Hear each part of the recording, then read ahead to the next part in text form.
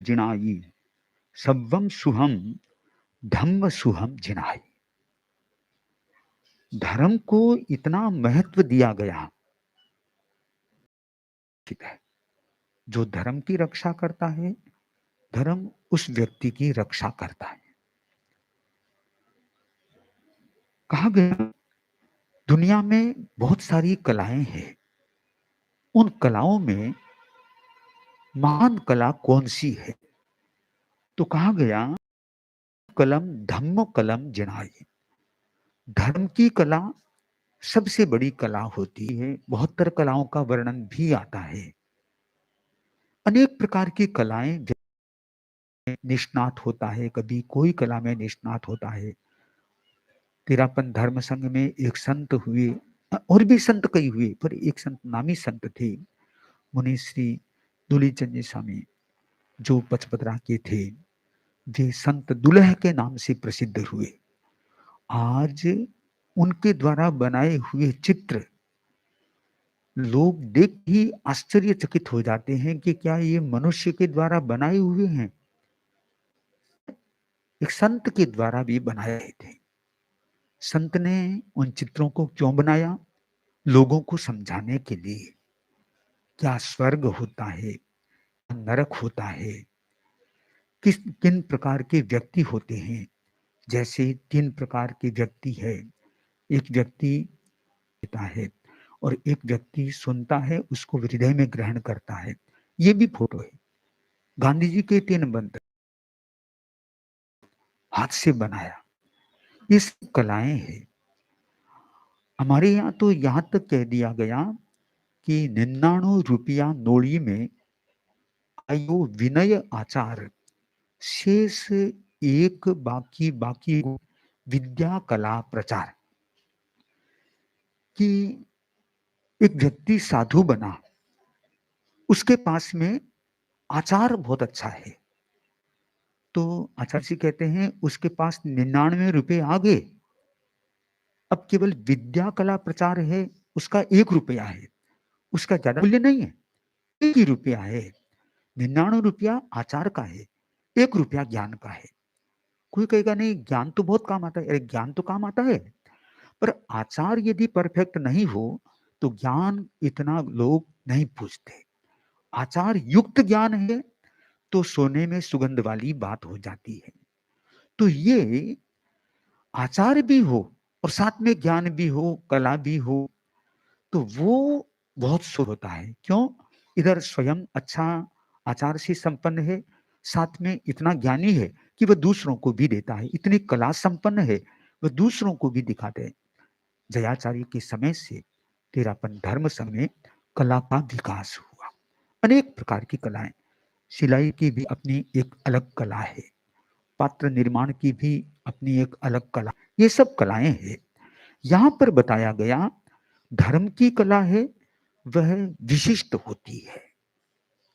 व्यवहार जगत में अन्य कलाओं का की कैसे महत्व है, एक घटना के आधार पर आएंगे।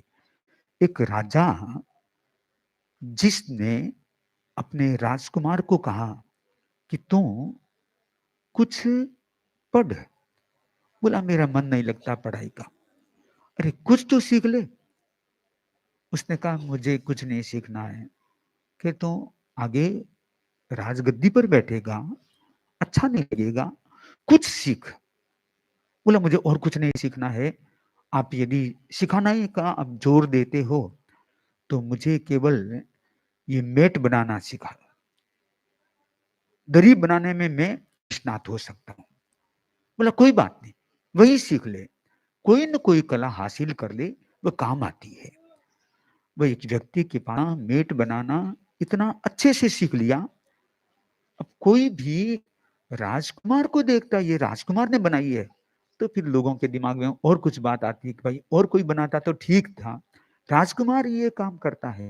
इस प्रकार फिर भी उसने वह कला सीख ली, इतना निष्णात हो गया कि जिस गुरु के पास में सीखी उससे भी आगे बढ़ गया, पर वह गुरु का नाम बहुत आगे रखता कि नहीं मुझे उस गुरु ने सिखाई है। एक बार का प्रसंग है कि उसकी शादी हो गई थी। श्रीमती घर पे थी और वह अकेला ही जंगल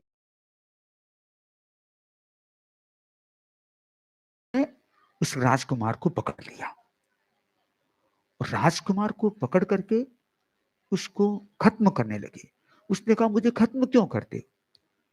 वे लोग उस राजकुमार को राजकुमार के रूप में नहीं जानते थे। कोई सोचा कोई आदमी है, अपने तो बली में काम आ जाएगा। अब उस समय में उसने कहा देखो मुझे खत्म मत करो, मैं तुम लोगों को बहुत कमाई करके दे दूंगा। बोला कैसे? कि मुझे चटाई बनानी आती है, दरी बनानी, मेट बनानी आती है और आप एक ऐसी चटाई बनाई कारीगरी से अपने हाथ से। उधर राजा, अमात्य, मंत्री और भी अनेक वहां के विशिष्ट लोग सब राजकुमार की खोज कर रहे हैं, पर राजकुमार कहीं नहीं मिल रहा है। राजकुमार को बंदी बना दिया था अंदर और उसने जी पूरे शहर में घूम के आ गया, पर कोई भी उसको लेने वाला 1 लाख रुपये में नहीं मिला। वापिस आ गया कि देखो तुम हमको ठगते हो, इसको कोई नहीं लेगा। बोला आप राज दरबार में जाइए, है हम बेचना चाहते हैं। राज दरबार में पहुंच गया, राजा ने कहा हमको नहीं लेना है। उस राजकुमार की श्रीमती, राजा ने सोचा क्या बात है, इतने दे दिया, रवाना किया और पीछे वह राजकुमार की पत्नी नीचे आई। मैं राजकुमार कहाँ है उसका एड्रेस है। इस रूप में उसकी कलाकारी की गई थी। राजा को लगा अरे तेरे को क्या पता कि सहचारी बिजानी या चरित्रम सहचारी, साथ में रहने वाला ही साथ में रहने वाले के चरित्र को जान सकता है और तो कौन जानेगा। इसलिए मुझे तो पता है, मैं उसके राजकुमार के उस हाव भाव को उसके बनाने की कार्य है, ये भी इसमें एड्रेस है। जैसा उस राजकुमार की मिसेज ने कहा उसके अनुरूप राजा ने सोचा रे हम तो चिंता में पड़े हुए हैं। मंत्री को बुलाया, कहा मंत्री एक काम करो, इस एड्रेस के आधार पर तुम उसके घर पे जाओ और राजकुमार को लेके आओ। वहां से महामंत्री भी अपने पुलिस कर्मियों को लेकर के साथ में गया और यहाँ भी पुलिसकर्मी खड़े हैं सामने, पर ये नहीं गए थे, वहां उस समय और कोई थे वे। तो राजकुमार की खोज के लिए वे लोग निकले, उस बस्ती में पहुंच गए, उस घर में पहुंच गए। बोला कि यहाँ राजकुमार है कि नहीं? बिल्कुल नहीं। महामंत्री ने सोचा है एड्रेस ऐसा बताया है, ये कह रहे यहाँ नहीं है। पूरे घर को, उस बस्ती को, बस्ती के घर को घेर दिया, चारों तरफ सैनिक तैनात हो गए और भीतर में महामंत्री और उनके साथ में 2 बॉडीगार्ड वे अंदर गए। अब लोग तो डर गए, सोचा अब होगा।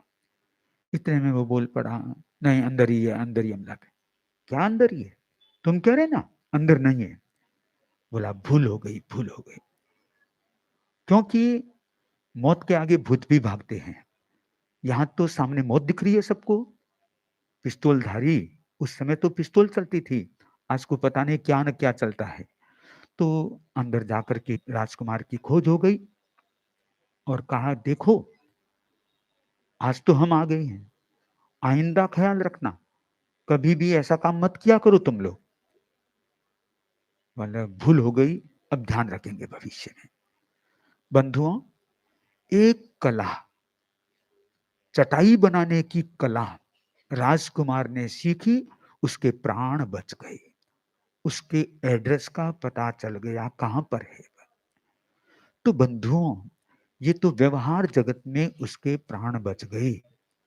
यहां पर अध्यात्म दृष्टि से हम चिंतन करें, सब्बम कलम धम्म कलम जिनाई, ये धर्म की कला है, वह सबसे बड़ी कला होती है। तो इसीलिए तो कहा गया ना कि जीने की कला सीखो, धर्म की कला सीखो। धर्म की कला सीख ली तो तुमने बहुत बड़ी कला सीख ली, और कलाएं आए न आए कोई खास बात नहीं, मूल्य नहीं रखता है। प्रेम की कला आ गई तो बहुत मूल्यवान होती है। संसार में अन्य कलाओं का भी महत्व होता है, पर साथ में धर्म की कला व्यक्ति के पास में आनी चाहिए। दूसरी बात कही गई, सब्बम कहम धम्म कहा जिणाई की कथा महत्वपूर्ण होती है। कथाएं बहुत है, उनका पार नहीं है। कहने वाले भी बहुत है, कथावाचक भी बहुत है, कथाएं भी बहुत है, पर धार्मिक कथा का अपना महत्व होता है। भाई धर्म कथा करने के लिए आज आचार्य श्री महाश्रमण जी का इस नगर में पादार्पण हुआ है। अब तो हमको सामने सवाई माधोपुर दिख रहा है, तो यहाँ पर आना भी एक विशेष बात है। पदयात्रा के द्वारा आज हम यहाँ पर पहुंचे हैं, तो धर्म की कथा एक विशिष्ट कथा होती है। 5 प्रकार बताए गए स्वाध्याय के, वाचना, पृच्छना, परिवर्तना, अनुप्रेक्षा और धर्म कथा। वाचना, तुम कुछ ज्ञान सुनाओ, ये वाचना दो। पृच्छना, कुछ पूछो, धर्म के बारे में पूछो कि मैं अपने जीवन में क्या कर सकता हूं, मुझे क्या करना चाहिए, कर्मवाद क्या है, धर्म कैसे किया जाता है, मोक्ष कैसे मिलता है, ये सब पूछो। फिर है परिवर्तना, जो कंठस्थ किया है, जो सीखा है, उसका परावर्तन करो। क्यों करना परावर्तन? कि परावर्तन के बिना वह ज्ञान चला जाता है। अनुप्रेक्षा, गहराई से चिंतन करना, या जो सीखा है उसके अर्थ का चिंतन करना। और एक है धर्म कथा, धर्म की कथा करना। कैसे? एक गुरु थे, अपने शिष्य को कुछ ज्ञान कंठस्थ करा रहे थे। उसने काफी ज्ञान कंठस्थ किया, पर वह उसका पुनरावर्तन नहीं करता, स्वाध्याय नहीं करता। पुनरावर्तन नहीं करने से फिर वो ज्ञान पक्का नहीं रहा। गुरु ने बार बार कहा, फिर भी उसके वो बात जचती नहीं। एक बार की बात, गुरु ने सोचा इसको कुछ कहना पड़ेगा, उसको थोड़ा सा अलग तरीके से समझाना पड़ेगा। तो एक दोहा उसको सुनाया कि शिष्य, एक पहेली तुमको पूछता हूं, उसका उत्तर देना है। मेरे 3-4 प्रश्न होंगे, पर सबका उत्तर एक आना चाहिए। उत्तर एक होगा, वो चारों प्रश्नों का समाधान कर देगा। बोला पूछिए गुरुजी। तो गुरुजी ने कहा, पान सड़े, घोड़ो अड़े, विद्या विसर जाए, रोट जले अंगार पर, को चेला किण न्याय। 4 पद पढ़ते हैं। पहला प्रश्न है पान सड़े। ये पान बेचने वाला पान बेचता है, ये पान सड़ जाते हैं, क्यों सड़ते हैं? ये पहला प्रश्न। घोड़ो अड़े, घोड़ा है, उसको युद्ध में ले जाया गया, पर वह अड़ गया, चलता ही नहीं है, काम ही नहीं करता है, क्या कारण? ये दूसरा प्रश्न है। तीसरा है कि अंगारे पर रोटी क्यों जल जाती है? और चौथा प्रश्न है कि जो सीखा हुआ ज्ञान है वह याद क्यों नहीं रहता है? ये 4 प्रश्न थे। तो शिष्य दिमाग लगाया और उत्तर दे दिया कि गुरुजी फेरी नहीं।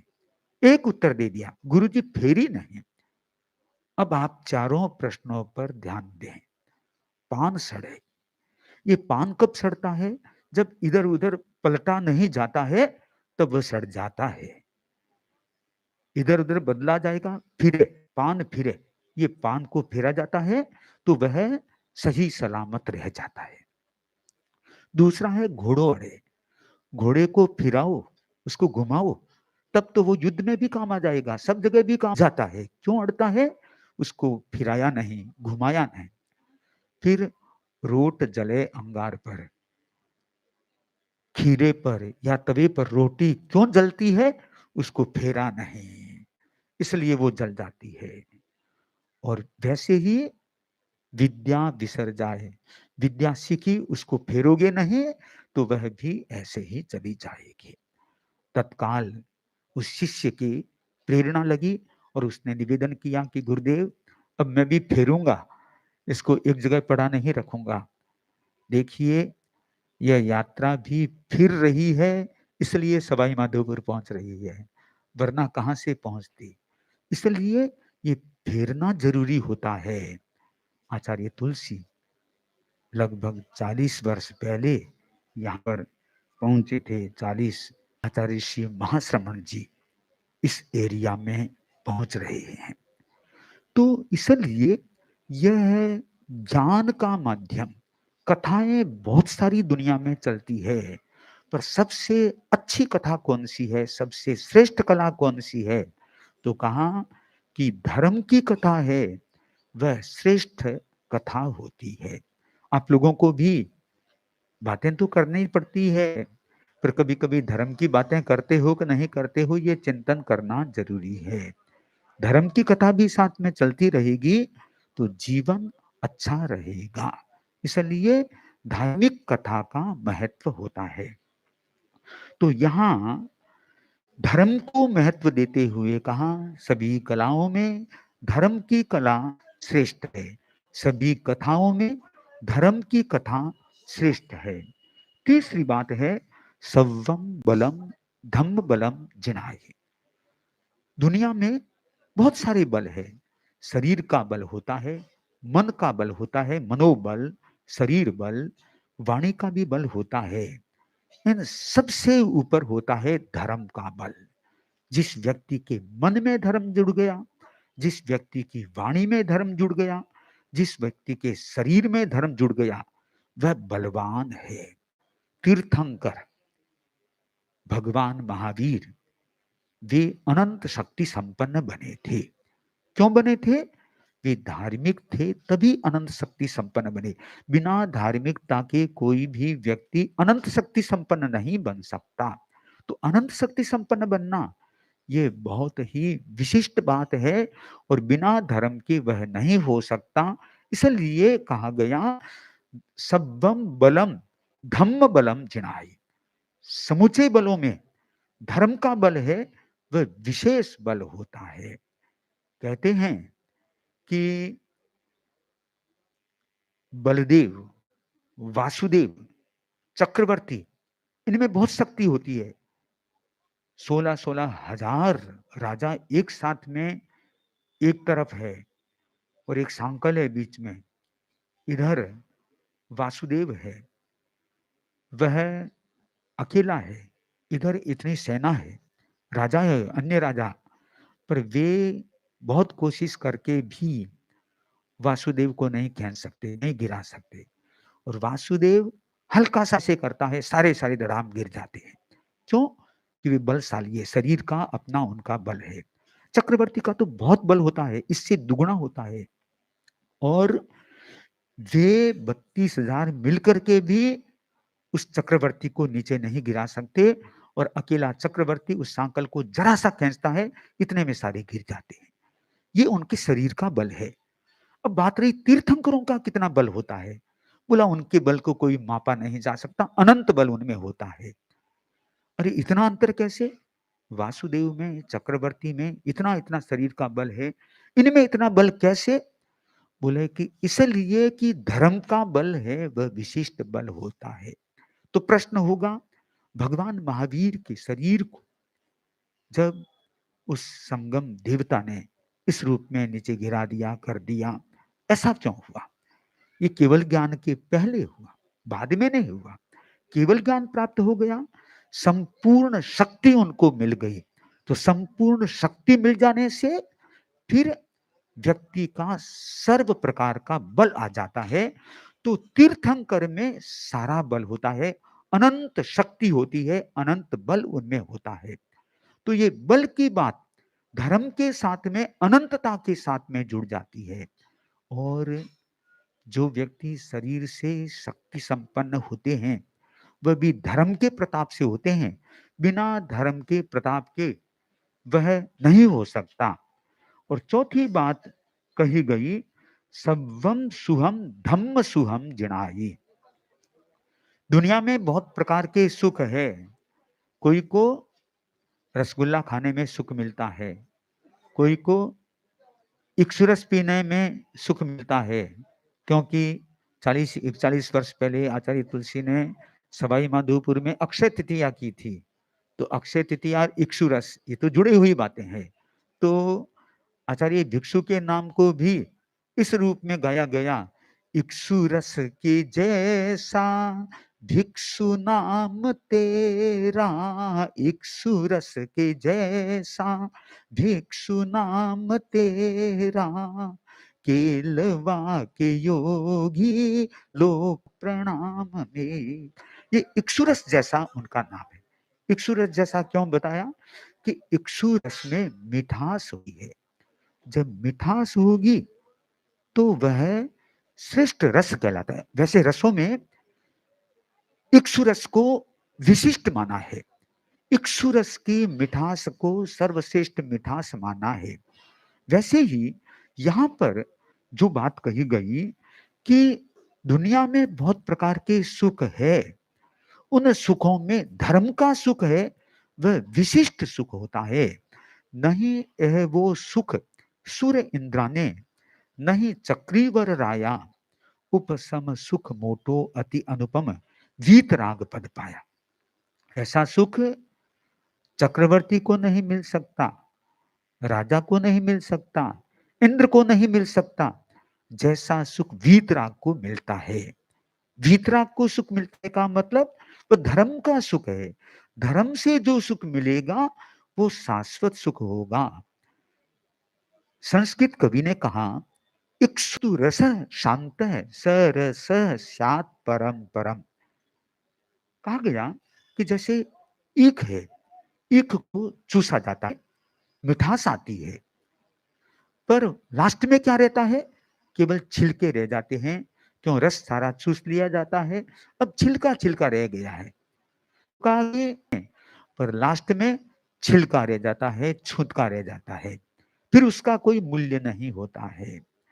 तो इक्षुवद विरसा प्रांते सेविता सुपरे, वैसे ही संसार के जो सुख है वे ईख की तरह होते हैं।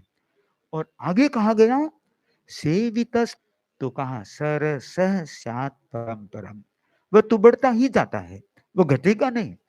धर्म का सुख हमेशा बढ़ता है, और सांसारिक सुख है वो बढ़ते नहीं। वो तो एक बार आपको लगता है कि बहुत सुख मिल रहा है, पर वो विरसा बाद में विरस हो जाते हैं, सरस नहीं रहते हैं। सरसता धर्म होती है, सरसता शांत सुधारस में होती है। एक व्यक्ति नींद लेने में भी सुख का अनुभव करता है। क्यों कि उसको नींद लेने में सुख मिलता है। सवेरे सवेरे उठाया जाता है तो उस समय में वो उठने में थोड़ी आनाकानी करता है। क्यों कि वो नींद का सुख मुनि भी बन जाता है। आखिर हम लोग आपके घरों से ही तो आते हैं, आकाश से थोड़ी टपकते हैं। तो बच्चों में ये नींद की भी रहती है, तो वे उठाते हैं कि नहीं 5 मिनट और सो जाते हैं। 5 मिनट सवेरे संभवतः शिवजी स्वामी वे पधारते और जगाते कि तुलछू उठो, क्या महाराज उठो, 5 मिनट उठ रहा हूँ। तो वे तो कह करके आ जाते, वापिस सो जाते।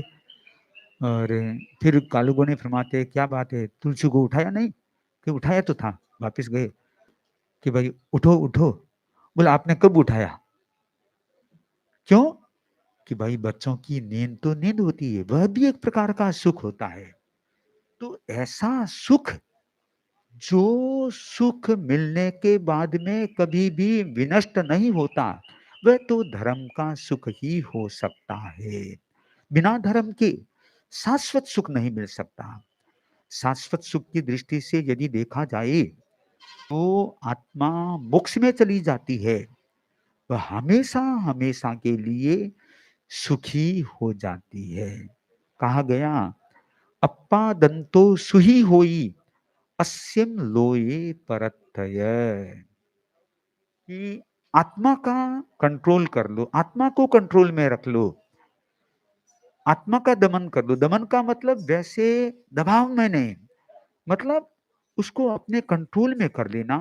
आत्मा को हम कैसे कंट्रोल में कर सकते हैं, उसके बारे में आप लोग यूँ समझ सकते हैं कि अपना मन, वाणी, शरीर, इंद्रियाँ, इनको कंट्रोल में कर लो। आत्मा अपने आप कंट्रोल में आ जाएगी।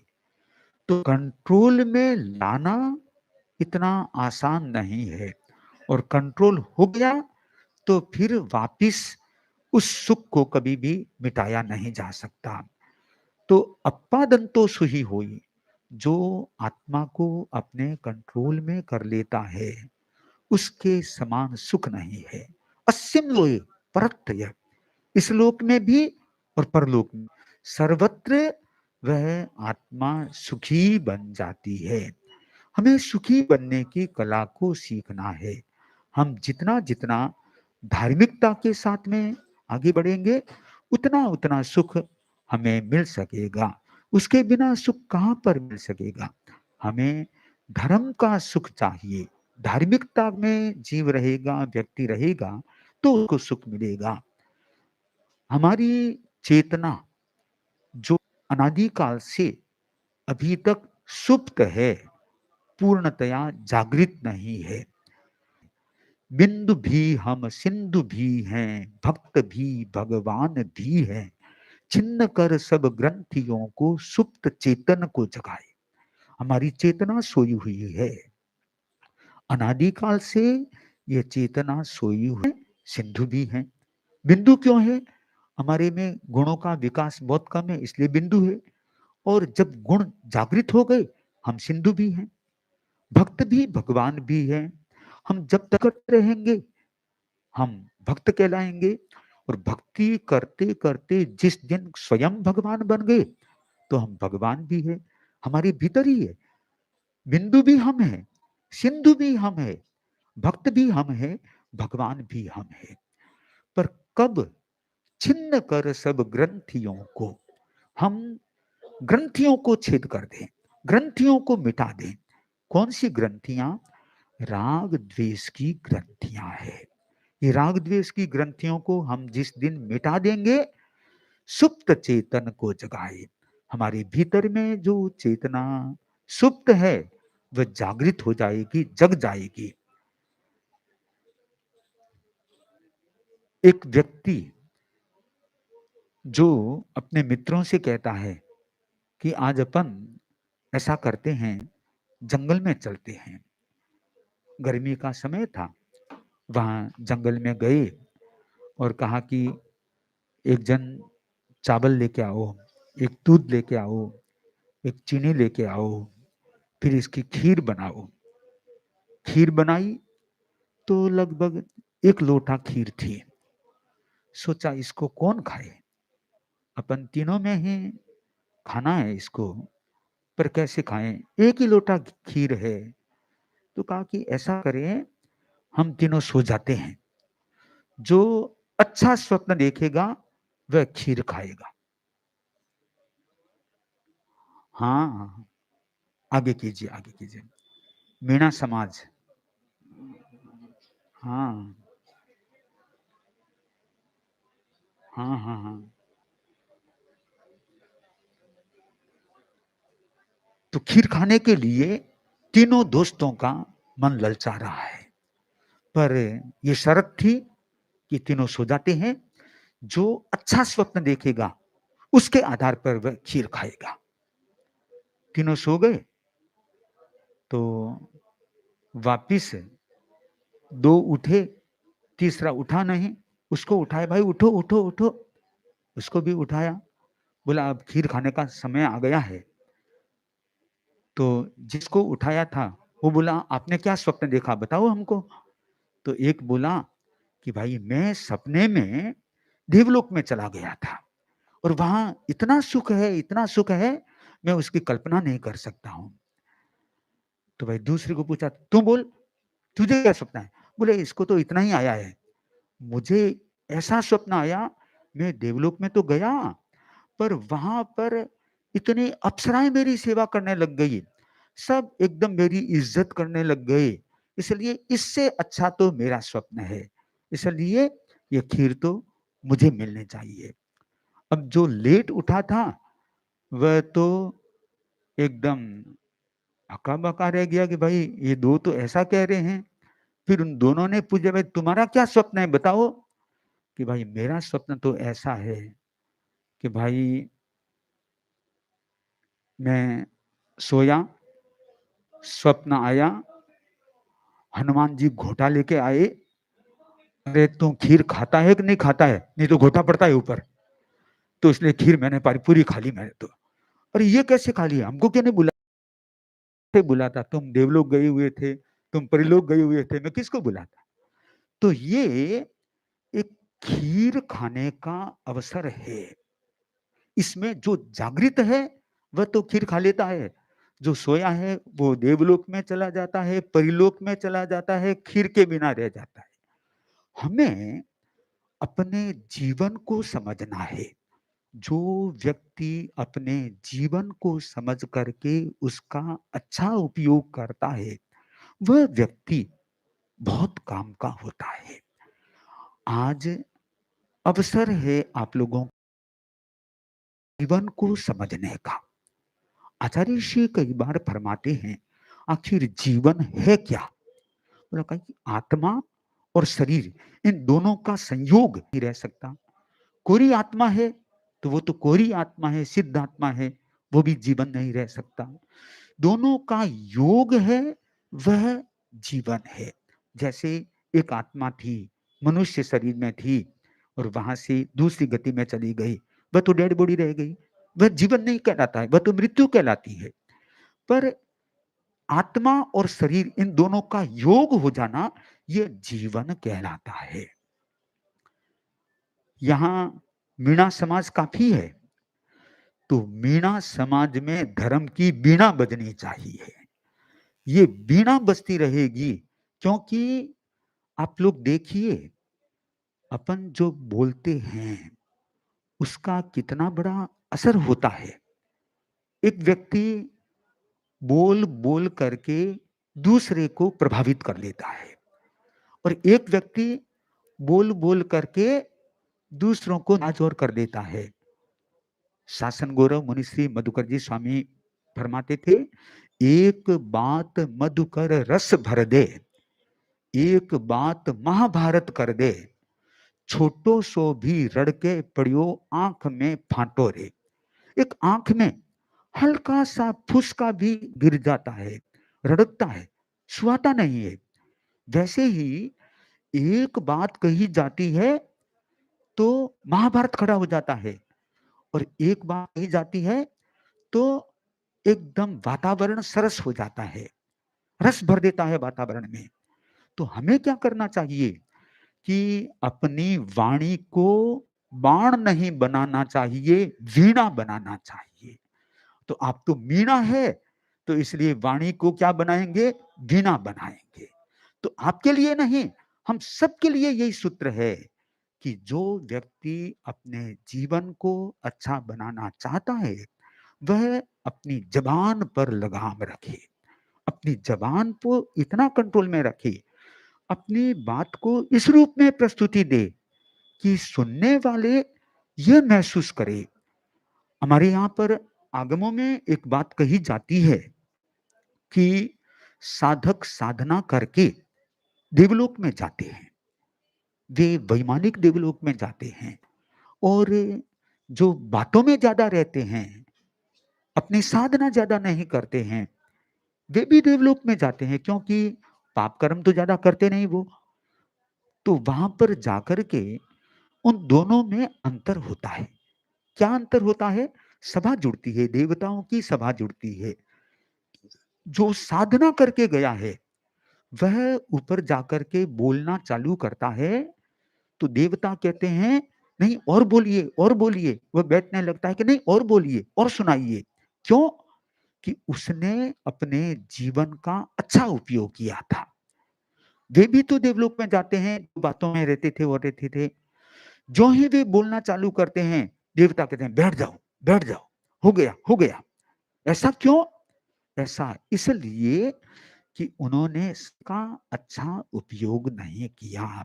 जीवन को अच्छा नहीं जिया। जीवन को अच्छे तरीके से जीने वाला व्यक्ति अच्छी गति को प्राप्त करता है और जीवन को ऐसे ही गंवाने वाला व्यक्ति कभी भी जीवन को सार्थक भी नहीं करता और वह गति भी उसकी वैसी हो जाती है, पर वहाँ की स्थिति उसके अनुकूल नहीं रहती है। हमें जीवन को भी समझना है, जीवन के तरीके को भी बदलना है। एक बात, जिस बात का असर दुनिया में होता है, कैसे होता है? एक व्यक्ति जो संतों के पास में गया, बोला कि आप कहते हो कि ये नाम जप किया करो, नाम जप, भगवान का नाम लिया करो। कुछ नहीं है, क्या पढ़ा है इनमें? बोली-बोली में कोई मंत्र के प्रभाव से कुछ हो सकता है क्या? ये बोली-बोली में कुछ नहीं है, कुछ नहीं पढ़ा है।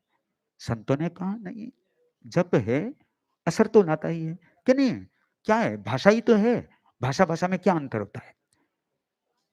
तब संत ने कहा, "ए बेवकूफ, यहाँ बैठ जाओ। क्या ऐसे बोलते हो? आप संत बन गए? बोलना नहीं आता जरा-सा?" इतने में कहा, "नहीं, नहीं, तुम बहुत अच्छे हो, बहुत अच्छे हो। देखो, इंसान हो, बहुत अच्छा काम कर सकते हो। तुम्हारे जैसा इंसान कौन हो सकता है?" अब वो एकदम शांत हो गया। तब उस संत ने कहा, "तू कहता था ना कि वाणी में कोई अंतर नहीं है, कैसी भी बोलो। पहले मैं तेरे को बेवकूफ कहा, तू एकदम गुस्से में आ गया और अब मिठास से बोला, तो तू एकदम ढीला पड़ गया। इसलिए कभी भी मंत्र की आशाधना नहीं करनी चाहिए। मंत्र जब भी बहुत काम आता है, मंत्र जप करने वाला व्यक्ति कहाँ से कहाँ पहुँच जाता है। एक ओम के मंत्र के आधार पर कहाँ से कहाँ पहुँचा जा सकता है। ओमकार बिंदु संयुक्तम नित्यम ध्यायन्ति योगिनः। ये ओमकार जो बिंदु संयुक्त ऊ है, उस पर बिंदु लगती है तो ओमकार है। ये ओम का जप जो योगी होते हैं, वे भी उसका ध्यान करते हैं। आपको मैं एक बात बता दूं, ओम का जप ऐसा है, हर किसी को मान्य है। आपको भी ओम का जप मान्य है, हमको भी ओम का जप मान्य है। आपको तो ओम का जप मान्य है, हमको कैसे ओम का जप मान्य है? हम ओम के स्वरूप को 5 महान आत्माओं के रूप में देखते हैं। हम एक मंत्र बोलते हैं, नमो अरहंताणम, नमो सिद्धाणम, नमो आयरियाणम, नमो उवज्झायाणम, नमो लोये सब्ब साहूणम। इसमें ओमकार में ये पांचों आ गए। आप कहेंगे कैसे आ गए? हम कैसे हिंदी के न्याय के आधार पर इसको जोड़ते हैं। अरहंत अर्थात योग्यता संपन्न आत्मा है, तो अरहंत का अ लिया। दूसरा है अशरीरी अर्थात सिद्ध, जिनके शरीर नहीं रहा, तो और मिलकर के क्या बन जाता है? आ बन जाता है। फिर तीसरा है आचार्य, आयरियाणम अर्थात आ प्लस आ बराबर आ, और भी कुछ नहीं होगा। मिलके भी आ, फिर आ मिलके फिर आ हो गया। फिर है नमो उवज्झायाणम, उपाध्याय, उपाध्याय का ऊ लिया, तो आ और ऊ मिलकर के ओ बन गया। और फिर अंत में है मुनि, मुनि का आधा म लिया, तो ओम, ये मंत्र हो गया। आप लोग भी जपे, कोई दिक्कत नहीं। हम लोग भी जपे तो भी कोई दिक्कत नहीं। ये ओम ऐसा मंत्र है जिस मंत्र के सहारे व्यक्ति अपने आत्मा के भीतर सोई हुई चेतना को जगा सकता है। ऐसी चेतना जो अनादिकाल से सोई हुई है, उसको जगाने के लिए ये ओमकार का मंत्र ही पर्याप्त होता है। अब आप आगे बढ़ें, थोड़ा-सा आगे बढ़ें और भी समझने का प्रयास करें। ये तो अपने आत्मा के भीतर जागृति लाने की बात हो गई। दुनिया में इतने प्रकार के मनुष्य है। मनुष्य मनुष्य में कभी भी अंतर नहीं समझना चाहिए।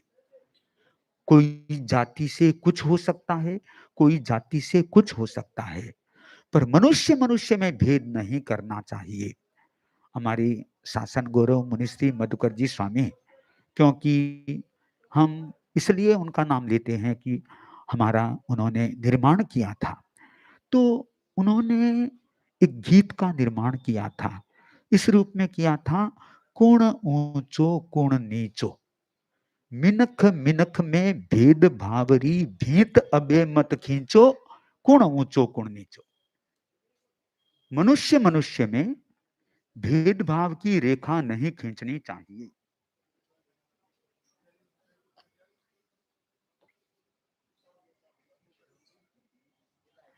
तो मनुष्य मनुष्य में भेद की रेखा जो खींचता है वह अच्छा नहीं है। भेद की रेखा को दूर हटाना चाहिए। भेद भाव को दूर करके ही व्यक्ति अपना भला कर सकता है। यदि भेद करेगा, मैं ऊंचा हूं, ये नीचा है, ये बात मानवता की दृष्टि से तो अच्छी नहीं है। जो व्यक्ति मानवता की दृष्टि से विकास करता है वही वास्तव में विकास है। मानव मानव जन्म लिया इसलिए मानव है, कोई बड़ी बात नहीं है। मानव मानव इसलिए है कि उसमें मानवता है। ये मानवता उसके जीवन में आनी चाहिए। यदि मानवता उसके जीवन में आ गई, मान के चलना चाहिए, उसका जीवन बहुत ही प्रगति पर है।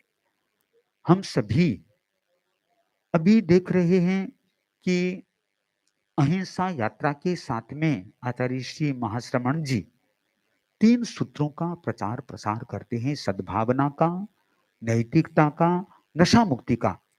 ये मानव को मानव, असली मानव बनाने का। जो व्यक्ति सद्भावना रखेगा, मानव मानव को मानव की दृष्टि से देखेगा, इसका मतलब है उसके भीतर में सद्भावना आ गई। वह किसी के साथ में बुरा नहीं कर सकता, सबके साथ अच्छा करेगा। और नैतिकता, जहां व्यापार करते हैं वह नैतिकता भी चाहिए। तो नैतिकता जहां रहेगी, इसका मतलब ईमानदारी है, तो व्यक्ति किसी के साथ में धोखाधड़ी नहीं कर सकेगा।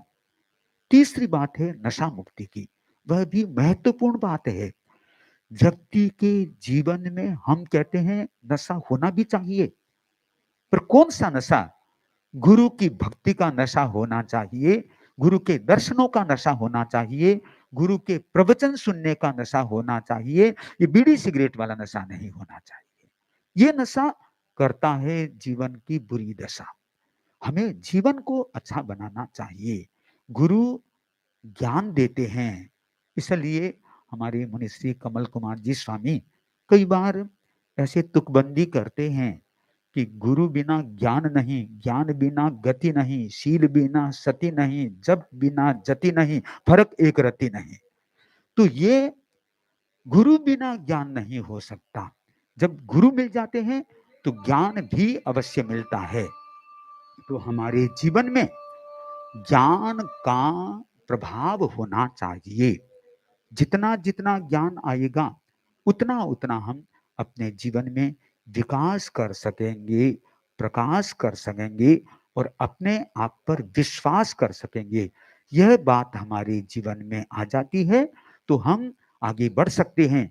इसलिए हम मानव मानव को एक समान समझने के लिए सभी एक साथ में गा सकते हैं, कुण ऊंचो कुण नीचो, कुण ऊंचो कुण, मिनख मिनख में भेद भावरी, मिनख मिनख में भीत अरे मत खींचो, कुण ऊंचो कुण नीचो, कुण ऊंचो। अपने बच्चारी घररी कहो, कुण नहीं करे सफाई, अमुक जात ही है अछूत, आ बात कठे स्यों आई। शास्त्र रोले नाम दूसरा, शास्त्र रोले नाम दूसरा, पर मुट्ठी मत भींचो। कुण ऊंचो कुण नीचो, कुण ऊं मिनख मिनख में भेद भावरी, भीत अरे मत। कुण ऊंचो कुण नीचो, कुण ऊंचो। अब आचार्य श्री महाश्रमण जी हमारे बीच में यहाँ पर पधार सकेंगे। हम सभी खड़े खड़े उनके स्वागत में इंतजार करते हैं। ओम आराम।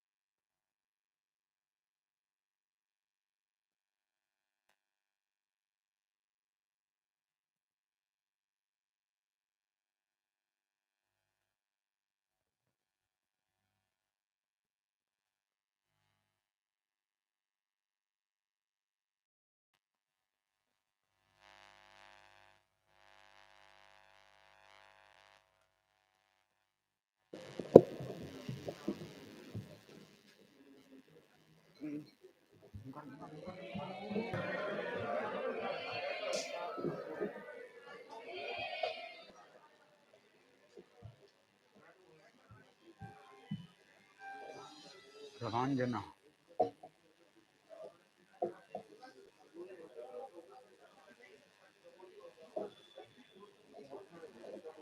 भेज दो, भेज दो।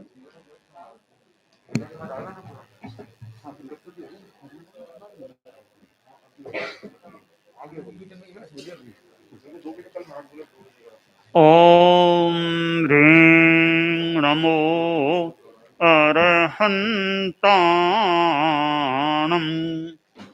ओम ह्रीं नमो सिद्धाणम्।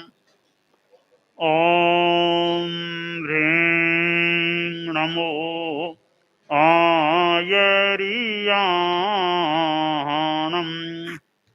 ओम ह्रीं नमो उवद्धायाणम्।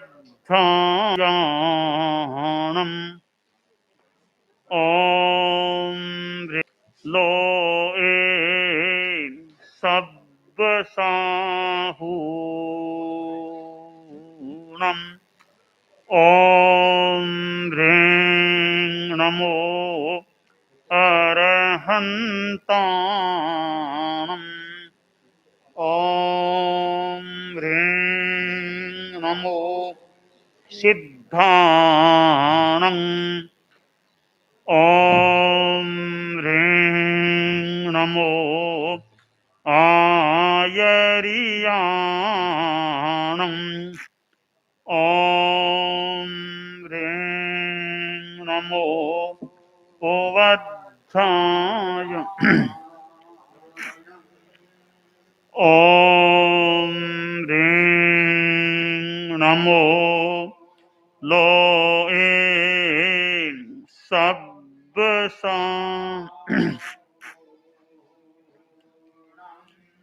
ओम ह्रीं नमो अरहन्ताणम्।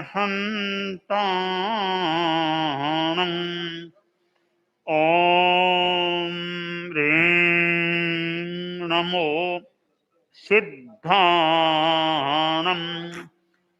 ओम ह्रीं नमो आयर्याणम्।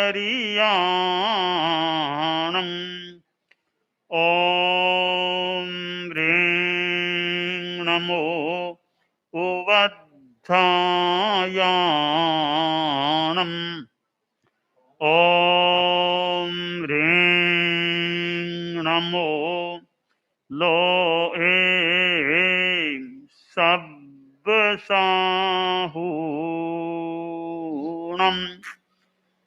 एषो पञ्चनमुक्कारो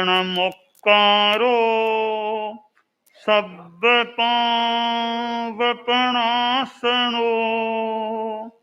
मङ्गलानं च सब्बेशिं पठमं हव इमङ्गलम् पठमं हव इमङ्गलम्।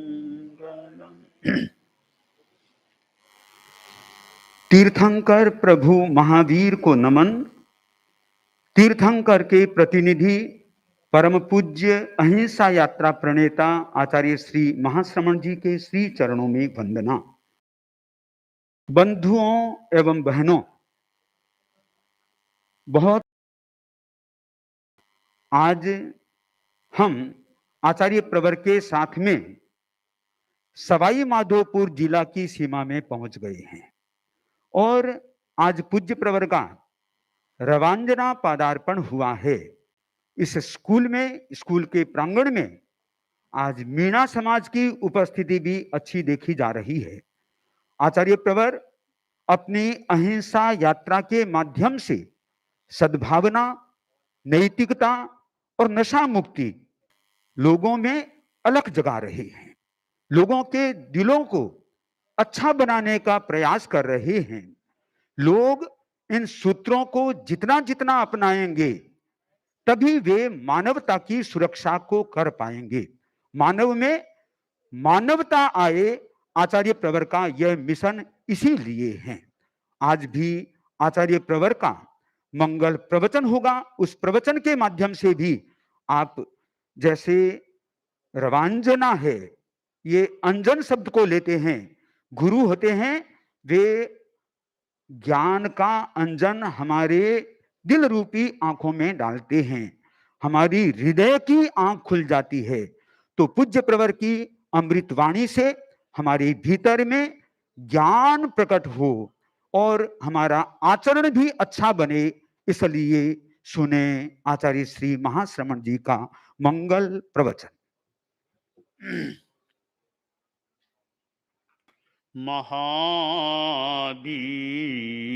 महावीर तुम्हारे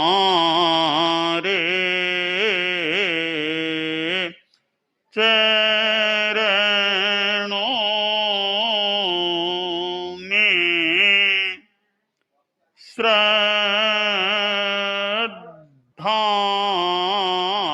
के कुसुम चढ़ाएं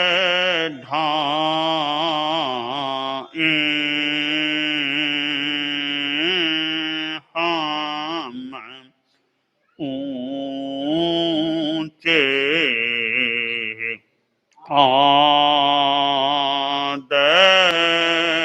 आदर्शों को अपना जीवन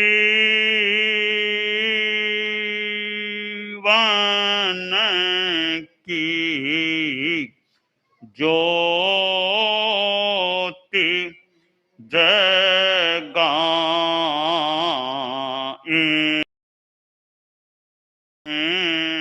हम महावीर तुम्हारे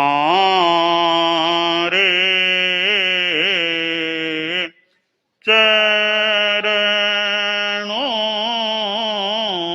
में श्रद्धा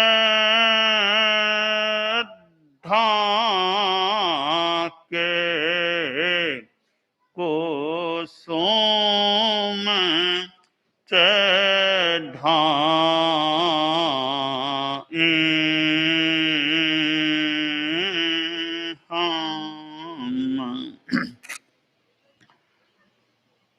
हम। पन्नगे च सुरेन्द्रे च कौशिके पाद संस्पृशि निर्विशेष मनस्काय श्री वीरस्वामिने नमः।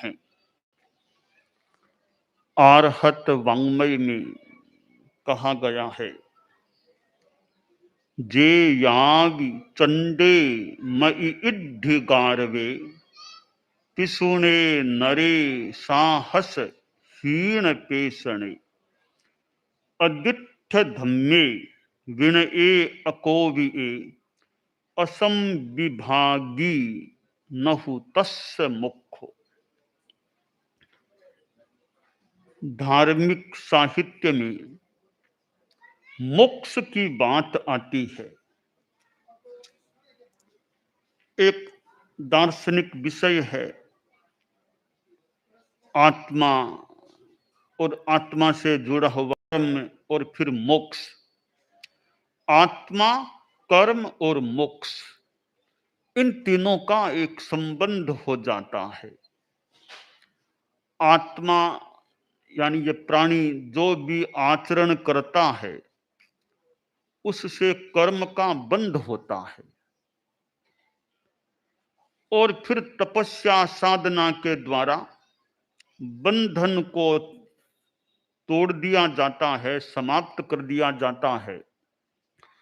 तो आत्मा स्वरूप में अवस्थित हो जाती है, समस्त कर्मों से मुक्त बन जाती है और वह अवस्था मोक्ष होती है। तो आत्मा, कर्म और मोक्ष, इन तीनों का एक संबंध हो जाता है। कोई यह पूछे जीवन का अंतिम लक्ष्य क्या होना चाहिए, तो मेरा मंतव्य है जीवन का अंतिम लक्ष्य मोक्ष प्राप्ति अथवा मोक्ष प्राप्ति की दिशा में आगे बढ़ना होना चाहिए। और तो जीवन में क्या खास बात है, आदमी जन्म लेता है, जीवन जीता है और एक दिन मृत्यु को प्राप्त हो जाता है। यह तो सामान्य एक दुनिया का क्रम है। ठीक, आदमी ने भोजन कर लिया और कोई काम कर लिया, जीवन जी लिया, कोई बहुत बड़ी बात नहीं।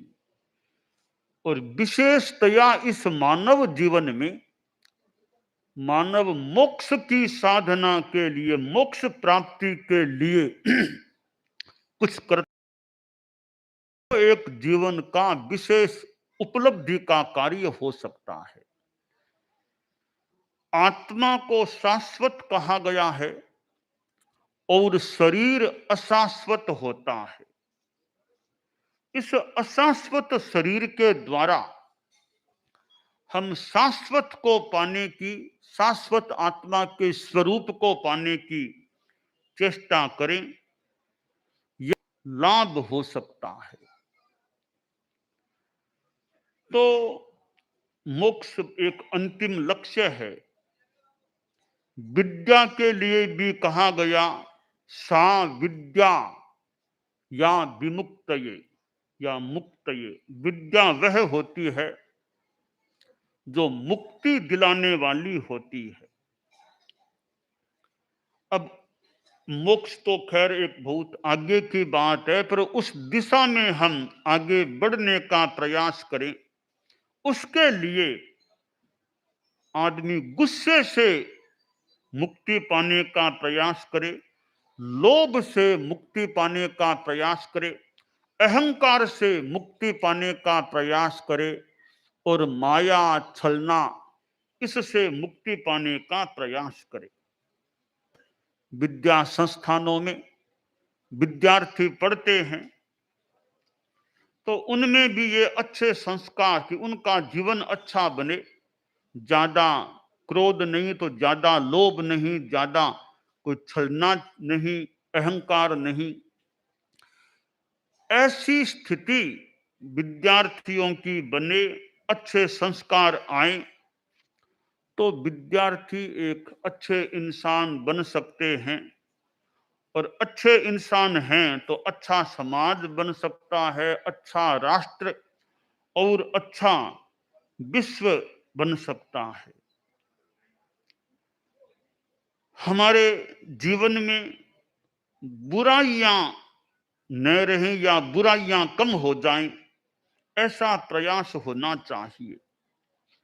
हम लोग जैन धर्म से जुड़े हुए हैं और यात्रा कर रहे हैं, अहिंसा यात्रा। और यात्रा करते करते राजस्थान के सवाई माधोपुर के निकट मानो आ गए हैं। आगे जयपुर जाना है, फिर और आगे जाना है। हम इस यात्रा में 3 बातों का प्रचार कर रहे हैं: सद्भावना, नैतिकता और नशा मुक्ति। सद्भावना यानी जाति संप्रदाय आदि को लेकर दंगा फसाद मार काट हिंसा, इसमें आदमी न जाए। भारत में अनेक जातियां हैं, अनेक संप्रदाय हैं, राजनीतिक दल भी अनेक हैं, भाषाएं भी भारत में अनेक हैं। यह विविधता है, अनेकता है, पर इस अनेकता के होने भी मानव मानव, नागरिक नागरिक से घृणा न करे, एक मैत्री भाव का व्यवहार करे, सौहार्द रखे, व्यर्थ झगड़ा लड़ाई हिंसा इसमें जाना न हो, तो सद्भावना रखे। दूसरी बात है नैतिकता। आदमी जो भी कार्य करे उसमें धोखाधड़ी का बर्ताव न करे, किसी को ठगने का प्रयास न करे। ये आदमी कई बार कुछ लाभ के लिए ठगने की चेष्टा भी कर लेता है।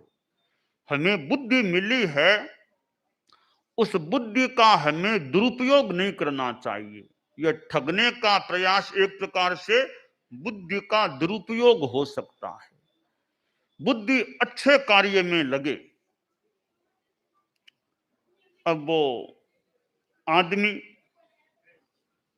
कुछ आर्थिक प्राप्ति के लिए या लोभ के लिए, व्यापारी भी मान लो धोखा देने का प्रयास करे, ग्राहक भी जहां मौका मिले किसी को ठगने का प्रयास करे, और भी क्षेत्र में काम करने वाला आदमी ठगने का प्रयास करे, यूं ठगी चलती है तो वो एक अच्छा समाज नहीं होता, अच्छा व्यक्ति नहीं होता है। कोई भी आदमी कार्य करे, उस कार्य में ईमानदारी। विद्यार्थी परीक्षा दे तो उसमें भी ईमानदारी, जैसे नकल आदि करना, वो भी एक बेईमानी का कार्य हो जाता है। और नकल करके कोई मान लो पास हो भी जाए, आगे बढ़ भी जाए, तो नकली डॉक्टर किस काम का? पढ़ाई तो पूरी की नहीं, डॉक्टर की कुर्सी पर आके बैठ गया। तो नकली डॉक्टर, खाने में खाना है कि बिस्कुट भी नकली बिस्कुट मिल रहे हैं, तो नकली नकली चीजें मिलेगी तो क्या कितना लाभ होगा? तो नकल नहीं, असल असल चीज हो, असली हो तो काम ठीक होता है। नकली से काम ठीक नहीं होता। एक वो विद्यालय की बात है, वो विद्यालयों में इंस्पेक्शन का क्रम चल रहा था, तो एक विद्यालय में एक आदमी आया, हेडमास्टर साहब को कहा गया कि इंस्पेक्टर साहब आए हैं। हेडमास्टर ने उनका सम्मान किया, स्वागत किया। तो वो आगंतुक बोला, मैं कक्षाओं में जाके देखूंगा पढ़ाई कैसे क्या हो रही है। एक कक्षा में वो जो आदमी आया था गया, तो वहां शिक्षक था, वो खड़ा हो गया, उसे बताया गया कि इंस्पेक्टर साहब आए हैं। तो शिक्षक खड़ा हो गया और वो कुर्सी पर बैठ गया आगंतुक। तो विद्यार्थियों से पूछा, कुछ गणित के सवाल पूछे, विद्यार्थी सही जवाब नहीं दे पा रहे थे। तो वो जो भी इंस्पेक्टर के रूप में था, कहा मास्टर साहब क्या बात है, ये विद्यार्थी है, मैं इनके अनुकूल, इनके अनुरूप प्रश्न पूछ रहा हूं गणित के, ये जवाब क्यों नहीं दे पा रहे हैं, क्या बात है, आप इनको ठीक तरह पढ़ाते नहीं है क्या? वो गणित के ही मास्टर जी थे, आप इनको ठीक पढ़ाते नहीं है क्या? विद्यार्थी जवाब क्यों नहीं दे रही हैं, ठीक जवाब क्यों नहीं दे रही हैं? बच्चों से कहा तुमने सीखा नहीं क्या गणित के ये नियम है, ऐसे जोड़ बाकी गुणा भाग, जवाब ठीक क्यों नहीं दे रहे हो? तो वो लड़के थोड़े ही थे, उनमें से एक लड़का हिम्मत करके आगे आया, बोला महोदय माफ करना, हम इस क्लास के छात्र नहीं हैं, हम इस क्लास के छात्र नहीं हैं, तो तुम लोग कौन हो? कि हम तो गांव के अनपढ़, ये बिना पढ़ने वाले बच्चे हैं, इस क्लास के जो बच्चे थे वो तो क्रिकेट का मैच देखने गए हैं, और हम कि तुम्हें 25-25 पैसे दे देंगे, तुम हमारी जगह क्लास में जाकर के बैठ जाना। हम तो इसलिए आकर के बैठ गए, हम कोई इसके मूल विद्यार्थी नहीं है। अच्छा ठीक है। तो मास्टर साहब से कहा मास्टर साहब इन प्रश्नों के उत्तर आप दीजिए, मैंने जो बच्चों को सवाल पूछे गणित के, आप इनका जवाब दो। तो वो टीचर बोला कि महोदय माफ करना, जो इस क्लास के गणित के टीचर हैं वो भी क्रिकेट का मैच देखने गए हैं, मैं तो गांव का किसान का बेटा हूं, तो मैं पढ़ा हुआ नहीं, मुझे तो कहा कि 5 रुपये तुमको दे देंगे, तुम क्लास में जाकर के शिक्षक की कुर्सी पर बैठ जाना। मैं तो आके बैठ गया, बाकी मैं कोई शिक्षक नहीं हूं, मैं तो 5 रुपये मुझे मिल रहे थे तब यहाँ आकर के बैठ गया। अच्छा, अब वो थोड़ा शिक्षक, वो आदमी घबरा गया, और हेडमास्टर साहब को पता चला कि यह स्थिति बनी है, तो हेडमास्टर भी थोड़े डर गए कि अब हमारी क्या रिपोर्ट जाएगी, हमारे क्या होगा। तो हेडमास्टर ने कहा सर अब जो भी स्थिति है आप हमारी रिपोर्ट आप खराब तो मत दे देना, हमारा कहीं बर्खास्त कर देंगे तो आप हमारी रिपोर्ट तो खराब मत देना, आप माफ करो, जैसे भी हो रिपोर्ट खराब मत दे देना। तो वो आया हुआ बोला कि मास्टर साहब, हेडमास्टर साहब डरिए मत, डरिए मत। हाँ डरे तो कैसे नहीं कि रिपोर्ट हमारी, नहीं नहीं डरिए मत। देखिए बात यह है, इंस्पेक्टर साहब जो आने वाले थे ना आज, वो भी क्रिकेट देखने चले गए हैं, मैं तो उनकी जगह, उन्होंने कहा कि 25 रुपये दूंगा, आज वो काम तुमको दो, मैं यहाँ आ गया हूं, बाकी मैं कोई इंस्पेक्टर नहीं हूं वास्तव में। तो सारा ही मामला खराब, विद्यार्थी भी नकली, शिक्षक भी नकली, और इंस्पेक्टर भी नकली। तो यो नकली नकली नकली होता है तो असली काम फिर कैसे होगा? तो इसलिए जरूरत है कि ईमानदारी हो, ईमानदारी, कार्य में ईमानदारी हो तो काम अच्छा हो सकता है।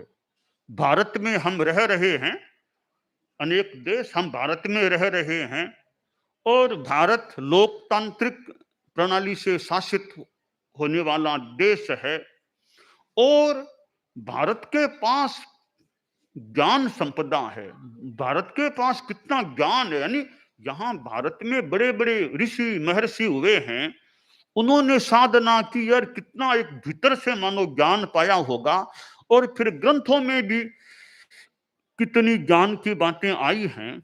आज भी भारत में ऋषि महर्षि लोग, संत लोग हैं भारत में, और कितने ग्रंथ हमारे संस्कृत भाषा के देख लो, प्राकृत के देख लो, हमारे जैन शास्त्र प्राकृत भाषा अर्धमागधी जो भी उसमें हैं, और संस्कृत में भी कितने ग्रंथ हैं, और भी पाली साहित्य और कितनी भाषाओं में साहित्य है। तो भारत में कितना ज्ञान है, और ग्रंथ भी हैं, और संत भी हैं, और भारत में कितने पंथ भी हैं। तो इस दृष्टि से देखें तो भारत एक विशाल देश है ही, पर ग्रंथ संत पंथ यह भी एक मानव भारत की एक निधि है और संपदा है। आचार्य तुलसी हमारे जो गुरु हुए थे, फिर आचार्य महाप्रज्ञ जी हुए। आचार्य तुलसी ने कहा अनुव्रत के छोटे छोटे नियम आदमी के जीवन में आ जाते हैं तो इंसान अच्छा इंसान बन सकता है, आत्मा भी हमारी अच्छी बन सकती है, यह भी बात है। आचार्य महाप्रज्ञ जी थे, वे प्रेक्षा ध्यान योग की बात बताते थे कि आदमी की मन की एकाग्रता हो, आदमी अच्छा भावों वाला इंसान बन सके, रह सके। तो यह अध्यात्म एक ऐसा विषय है जो हमारी चेतना को भी एक शुद्ध बनाने वाला। अध्यात्म के द्वारा शांति मिलती है। आदमी जितना बाहर में रहता है, विषय भोगों में रहता है, सांसारिक चीजों में रहता है, क्रोध लोभ आदि विकार मन में जितने ज्यादा, तो मन में अशांति हो सकती है। विकार जितने कम होते हैं, क्रोध हमारा कम हो गया, लोभ कम हो गया, माया कम हो गई, अहंकार कम हो गया, ये कम पड़ते हैं तो हमें शांति मिलती है। तो शांति वैसे देखें तो हमारे भीतर में है। बाहर के जो साधन हैं उनसे सुविधा मिल सकती है। किसी के पास कार है तो ठीक है, आराम से यात्रा कर सकता है। किसी अच्छा बंगला है, एसी की व्यवस्था है, सर्दी में हीटर की व्यवस्था, सब अच्छी अनुकूलताएं हैं। इन साधनों से सुविधा मिल सकती है, पर शांति चाहिए तो साधना, साधना करने से शांति मिलती है और साधनों से सुविधा मिलती है। तो सुविधा मिलना एक बात है, मूलतः हमें शांति रहे। शांति वैसे हमारे भीतर में है। हम भीतर में जाएं, बाहर के राग द्वेष काम क्रोध इनसे मुक्त बने, इनको कमजोर करें और त्याग, जीवन में त्याग हो, संतोष हो। संतोष है परमम सुखम। संतोष में परम सुख होता है। जहां कामनाएं ज्यादा है, वो चाहिए वो चाहिए वो चाहिए, तो कामनाएं पूरी हो अथवा न भी हो, तो कामना ज्यादा होती है तो आदमी दुखी बन सकता है। कामना को कम कर दें तो हमें शांति मिल सकती है। तो लोभ जितना पतला पड़ता है, क्रोध मान माया कमजोर पड़ते हैं, तो हमें शांति की प्राप्ति हो सकती है।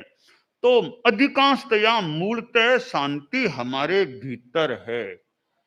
बाहर में सुविधा हो सकती है, सुविधा बाहर हो सकती है, यह स्पष्ट हो सकता है। सुविधा बाहर है, शांति भीतर। सुविधा चाहिए तो बाहर में देख लो बोले, शांति चाहिए तो भीतर में जाना होता है। भीतर यानी विकारों से मुक्त होने की अपेक्षा होती है। एक बुढ़िया माँ थी, बुढ़िया, तो शाम का समय था, सड़क के ऊपर आ गई।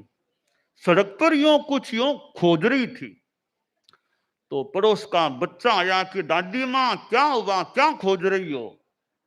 कहा बेटा सुई गिर गई है मेरी, सुई, कपड़ा सीने की सुई, वो सुई खोज रही हूं। तो वो लड़का बोला दादी माँ बताओ सुई किधर गिरी, इधर गिरी, इधर किधर गिरी थी? तो बुढ़िया बोली सुई तो हमारी झोंपड़ी में गिरी, सुई तो झोंपड़ी में पड़ी थी। तो यहाँ क्यों खोजती हो? कि झोंपड़ी में तो अंधेरा है, सड़क पर प्रकाश लाइटें जल रही थी, इसलिए मैं सड़क पर आकर इसको खोजने लग गई। बच्चा बोला दादी माँ कैसी भोली बात करती हो, सुई गिरी तो है झोंपड़ी में, खोजती हो यहाँ, यहाँ कैसे सुई मिलेगी? मैं चलता हूँ उस झोंपड़ी में। बच्चा झोंपड़ी में गया, सुई खोज करके बुढ़िया को दे दी। तो वो सुई झोंपड़ी में है तो बाहर कैसे मिले? शांति भीतर में है तो वो बाहर कितनी मिले, कैसे मिले? तो भीतर की चीज को भीतर में खोजें, बाहर की चीज को बाहर में खोजने से मिल सकती है। जो जहां है, जहां जिसका स्थान है, वहां खोजने से मिल सकती है। तो हम शांति को भीतर में प्राप्त कर सकते हैं। सुविधा है, कार की, बंगले की, टेलीविजन की, ऐसी बहुत चीजें बाहर मिल सकती है। हम शांति को पाने के लिए साधना करें, अध्यात्म की आराधना करें, तो हमें भीतर की शांति मिल सकती है। दानान सेठम अभयपयाणम सच्चे सुया अणवज्जं वयन्ति तवेषु या उत्तम बंभचेरम लोगुत्तमे समणे णाय पुत्ते। कोई कुकी आ गया नहीं, आगे आगे अभी अहिंसा यात्रा कर रहे हैं। इस अहिंसा यात्रा में 3 बातों का प्रचार किया जा रहा है: सद्भावना, नैतिकता और नशा मुक्ति।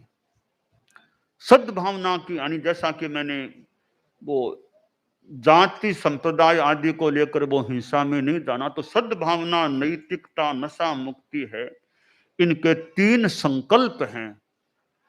मुझे ज्ञात हुआ मीणा समाज के लोग भी उपस्थित हुए हैं, और भी लोग हो सकते हैं। तो 3 संकल्प हैं।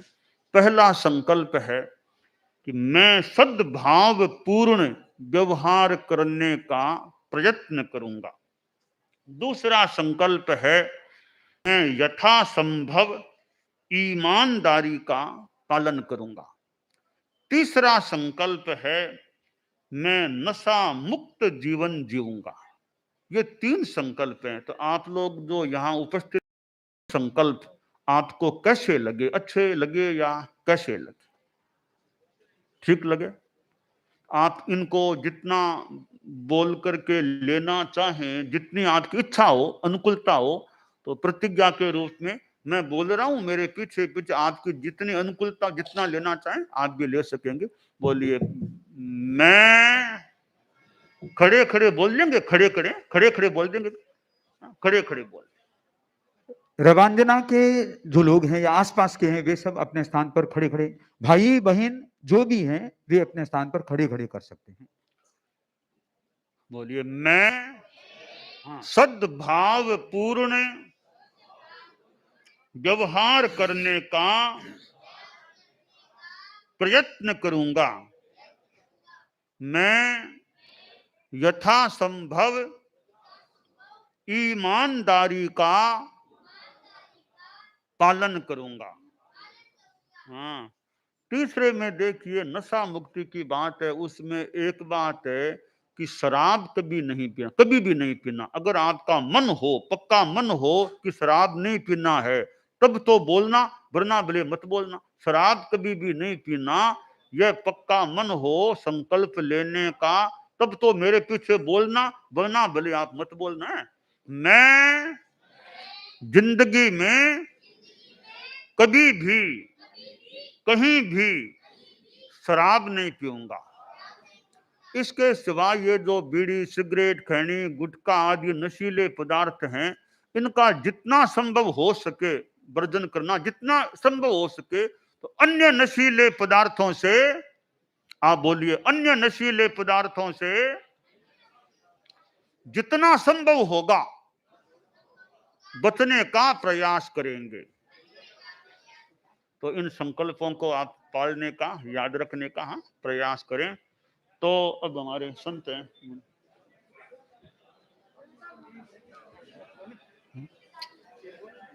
सुनिए और सुनिए तो सुन सके। अब मुनि कुमार शमन जी, अहिंसा यात्रा प्रवक्ता, वे गुरुदेव की बात को और आगे बढ़ाएं।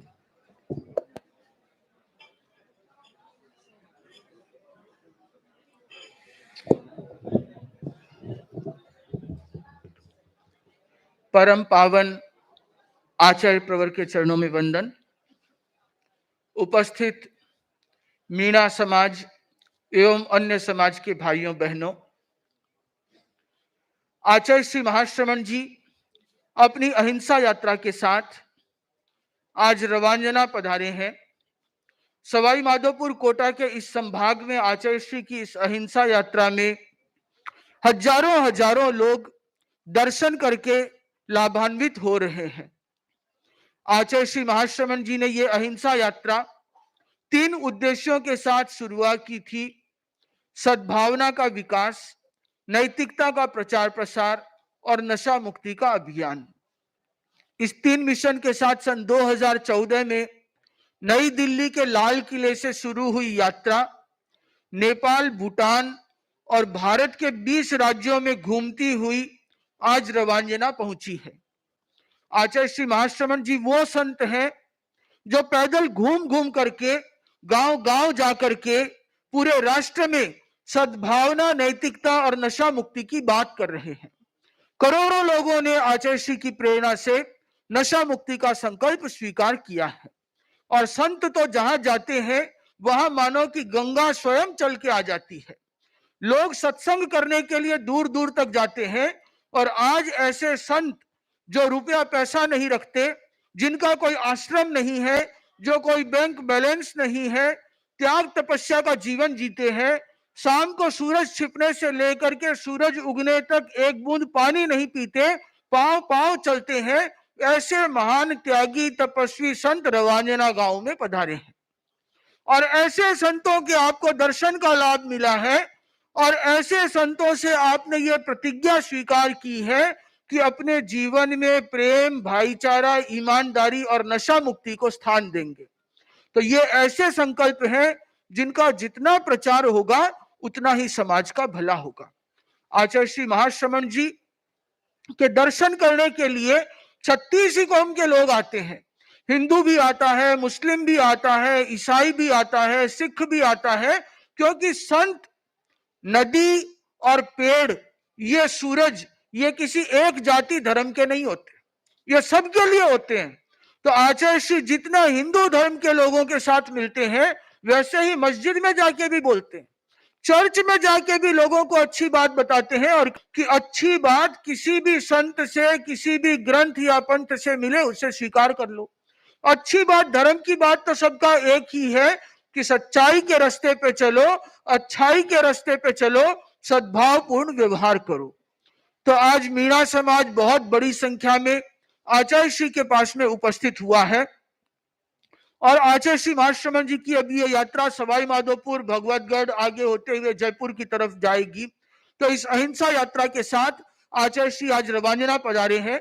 अब तक 51,000 किलोमीटर पैदल चल चुके हैं और ये पद यात्रा करते हुए गांव गांव जाकर के लोगों से कहते हैं कि मुझे नोट नहीं चाहिए, हम तो त्यागी तपस्वी संत हैं, मुझे वोट भी नहीं चाहिए क्योंकि चुनाव थोड़ी लड़ना है, और कोट भी नहीं चाहिए, इस सर्दी में भी इन्हीं कपड़ों में रहते हैं या थोड़ा बहुत उन्हीं शॉल ओढ़ लो। तो न नोट चाहिए, न वोट चाहिए, न कोट चाहिए, न कोई आश्रम बनाने के लिए प्लॉट चाहिए, अपने जीवन की कोई खोट हो तो वो चाहिए। तो अपने जीवन की बुराई संतों के चरणों में चढ़ा दे तो वो इनकी सबसे बड़ी दक्षिणा होती है। तो आप सब लोग अपने अपने साथ ये संकल्प लेकर के जाएं कि अपने जीवन में सद्भावना, नैतिकता और नशा मुक्ति को अपना करके एक स्वस्थ समाज और स्वस्थ राष्ट्र का निर्माण कर सके। तो जैसे संकल्प तो खैर गिरा दिए हैं, अब जैसे कोई आपकी कोई जिज्ञासा हो, कोई प्रश्न हो, कोई जानकारी करना चाहे, कोई पूछना चाहे तो थोड़ी सी देर में कुछ पूछना चाहे, प्रश्न हो तो कोई जिज्ञासा हो, गुरुदेव से कुछ पूछना चाहे कि पूछना हुए, पूछबारो हुए तो पूछ लो।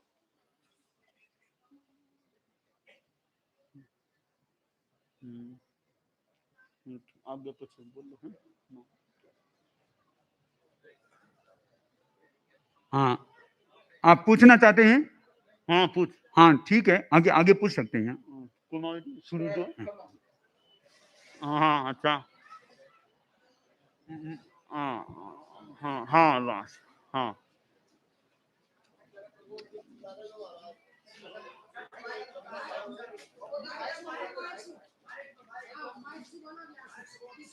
महाराज भगवतगढ़ पधारेगा, बंदा गांव है बीच में, वहां भी थोड़ा दर्शन दे दो करे हम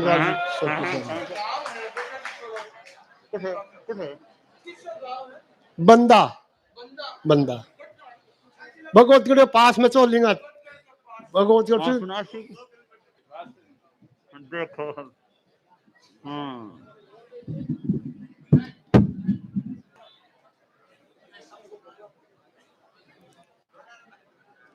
आज हमारा अहोभाग्य है, राजस्थान प्रांत की जिले सवाई माधोपुर पधारे। जनता का भाई बहन क्या कहूं, मेरी आत्मा को बहुत शांति मिली है। मैं लगातार 13 साल से आपका मैं सुबह 7-8 बजे प्रश्न सुनता हूं। अब मेरा परिचय तो मैं कह दूंगा आपको, बाकी ये कि आपसे मेरा प्रणाम के साथ निवेदन है, आप जो संत हिंदुस्तान भारत देश के अंदर पैदा करें, हम जनता के बीच जाते हैं। हमारे जो महात्मा है हमारे समाज के, उनमें जिस तरह आचार्य श्रवण जी गांव गांव घूम करके अहिंसा शांति का जो प्रचार कर रहे हैं, ऐसे हमारे सब समाज के महात्मा गांव घूमे तो आपने जो बातें बताई, ये शराब की, बीड़ी की, सिगरेट की, झूठ की स्वतः दूर हो जाएगी। मेरा आपसे प्रणाम के साथ निवेदन है महाराज। मेरा नाम तो मोतीलाल है, जाति से मीणा हूँ। द्वार मुझे विधायक बनाया स्वाई माधोपुर से, जनरल सीट से इंडिपेंडेंट। जो हमारा विधायक बना हूँ स्वाई माधोपुर से, तो मैं आपके विचारों से, आपके प्रश्न से बहुत ही, हमारा पूरा परिवार, हमारे बच्चे सहित हमारे पोते पोती भी आपकी फोटो देखते हैं। आप 15 तारीख को भगवत पधारोगे। बीच में मेरा गांव पड़ेगा, गांव से 1 दूर है, वहां एक गेट बनाया जाएगा। 1 सेकंड के 5 सेकंड के लिए आपको रोका जाएगा। हमारे पोते पोती गांव को भाव बेटे आपको दर्शन करेगी। मेरा विचार जो बताया आपको कि जिस तरह आप यहाँ हैं, अब आपकी लंबी यात्रा है, इसके लिए आपके जो सेना है, धौल सेना है, सबको प्रणाम करता हूँ। आपके साथ साथ हमारे भाई बहनों के चरणों में प्रणाम स्वीकार हो। मैं जहां जहां आप नजदीक हो है, दूर हो, राजस्थान के जहां आप पधारते हो, मेरा मन कहता है आज हमारा अहोभाग्य है, हमारे गांव में आप पधार चुके हैं। हमारे बंदा गांव के लोग हैं, मीणा समाज लोग हैं, गुजर भाई है, जाट है, हमारे ब्राह्मण बने, सभी जाति के लोग पधारे हुए हैं। मुझे इस बात खुशी है आज मेरे समाज के मीणा समाज लोग यहाँ बंदा गांव के, भगवतगढ़ के कितने लोग आए हैं। जो आपने बात बताई है, उन्होंने हाथ ऊंचा कर किया कि हम दौड़ नहीं पेंगे, तो मैं इशारा करता भाई ऊंचा हाथ सही करना। वो मुस्कुरा रहे थे मेरी तरफ, सही करेंगे। हमारे लखपत जी मीणा बैठे हैं, खड़ो भाई, खड़ा हो, लखपत जी खड़ा हो, नहीं खड़ा खड़ा हो। ये बहुत अच्छा जना रहे हैं। कमी वही है जो आप कह रहे थे, ये कमी को छोड़ देंगे। आज तक करो मेरे भाई, नहीं, आज आप पता नहीं कब छोड़ दियो, तय कर ले तो पूरा बंदा नहीं, जिला नहीं, स्टेट सुधर जाएगा। मैं आपके प्रणाम करता हुआ, क्योंकि आप समय का अभाव आपके पास में, हम आपके साथ 2-3 साथ रहेंगे, गांव तक रहेंगे, भगवत के साथ रहेंगे।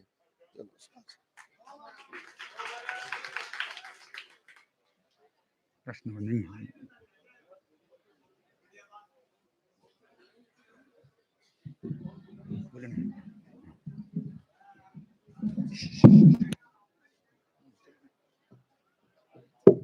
नीचे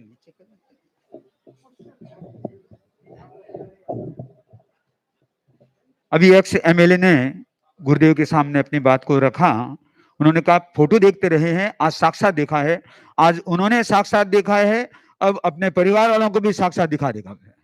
और अब श्री बाबूलाल जी मीणा जो सवाई माधोपुर जिला प्रमुख है, वे भी गुरुदेव के स्वागत में यहाँ पर उपस्थित हो सकेंगे। श्री बाबूलाल जी मीणा ऊपर आ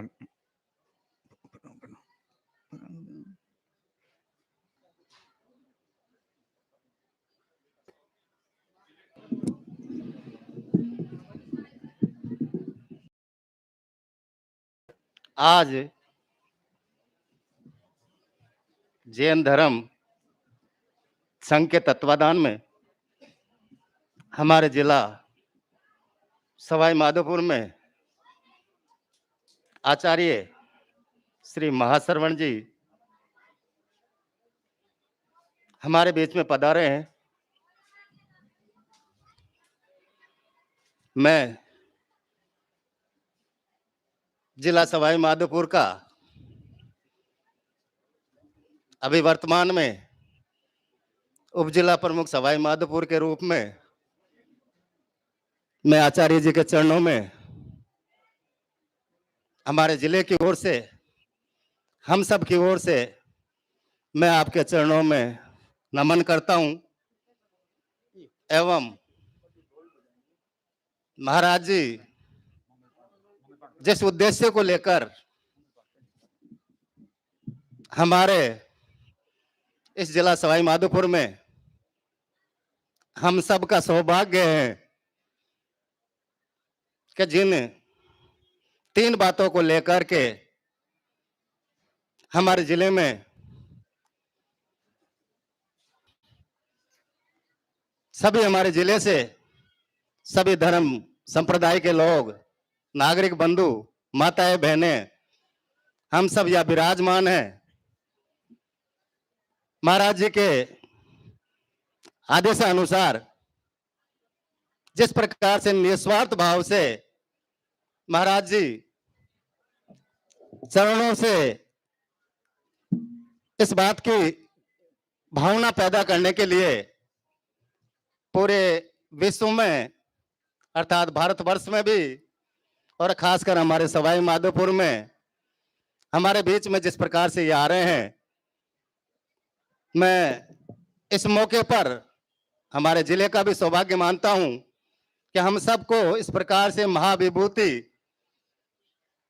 जो हमारे सर्व धर्म सद्भावना की जो बातें हैं, नैतिकता की जो बातें हैं और नशा मुक्ति की जो बातें हैं, जो सर्व कल्याण की हम सब नागरिक बंधुओं, माताएं, बहनों सबके लिए आवश्यक है। मैं विश्वास दिलाता हूं महाराज जी, हम सब मिलकर के आपके इस सपने को साकार करने में, हम सब जहां भी बैठेंगे एक दूसरे को प्रेरित करने में हम आपको विश्वास दिलाते हैं कि हम प्रसार में आपका सहभागी के रूप में, हम प्रतिज्ञा के रूप में हम आपको चरणों में इस प्रकार से मन बनाए रखने की प्रेरणा हम आपसे लेते हैं। आपने कुछ समय के लिए मेरे जैसे तुच्छ प्राणी को आपके समक्ष इस प्रकार से 2 शब्द के लिए आमंत्रित किया, उसके लिए मैं आपको चरणों में नमन करता हूं, ढोक देता हूं। नगर पालिका सवाई माधोपुर के चेयरमैन विमल जी महावर, वे भी गुरुदेव के स्वागत में आज के अवसर पर यहाँ पर उपस्थित हो रहे हैं और साथ साथ में कल पूज्य प्रवर का सवाई माधोपुर जिला हेडक्वार्टर में पदार्पण होगा, उसके लिए भी निमंत्रण कर रहे हैं। परम सद्य आचार्य मास्टर जी, मैं सवाई माधोपुर नगर परिषद क्षेत्र में आपको आह्वान के लिए आमंत्रण करता हूं, अभिनंदन करता हूं। साथ में आपके अमृत वचन, अमृत वाणी सवाई माधोपुर शहर को मिले और अमृत रस प्राण हो, इसी अभिलाषा के साथ आपका स्वागत और वंदना करता हूं। आप सब डेकवा के सरपंच श्री कैलाश जी मीणा, वे अपने स्थान पर वहीं स्वागत कर सकेंगे। हाँ, और इसके बाद में हम सभी आचार्य प्रवर का और सायं लगभग यहां से आचार्य प्रवर का 3:20 के लगभग आगे के लिए प्रस्थान है और कल सवाई माधोपुर।